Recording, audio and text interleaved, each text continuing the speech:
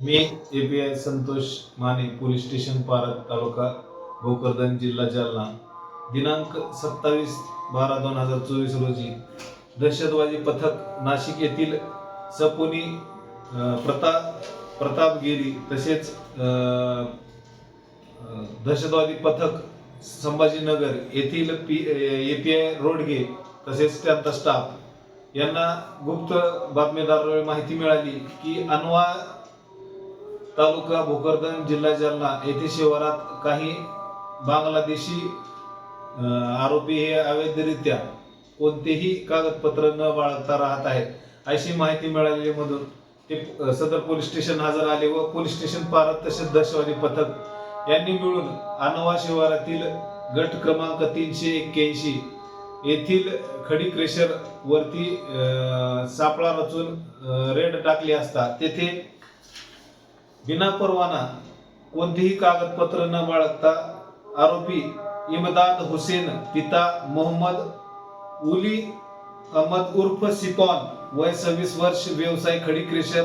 मजूर हल्ली मुकाम अनवा तालुका भोकरदन जिल्हा जालना मूळ रहिवासी काबिल मियारवाडी बियर नारायणपूर थाना शेनबाग तहसील खाजीरखिली जिल्हा नोआखली बांगलादेश तसेच आरोपी क्रमांक 2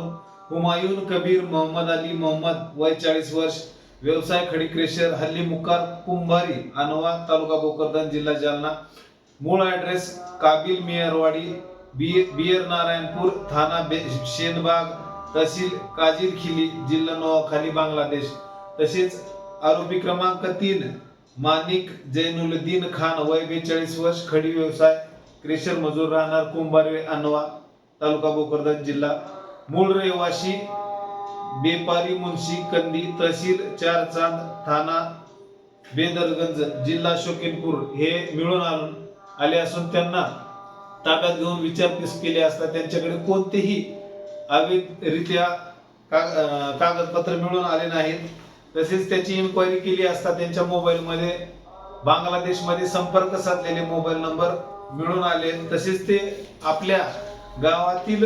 लोकांशी संपर्क साधण्यासाठी IMO ऍप्सचा वापर करत होते व त्यामध्ये त्यांचा तेथील कॉन्टॅक्टही मिळून आलेले सदर आरोपींना ताब्यात घेण्यात आलेला आहे।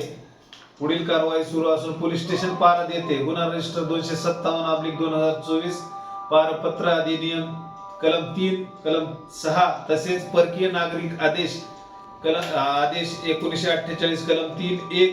विदेशी व्यक्ती अधिनियम 1946 कलम 14 तसेच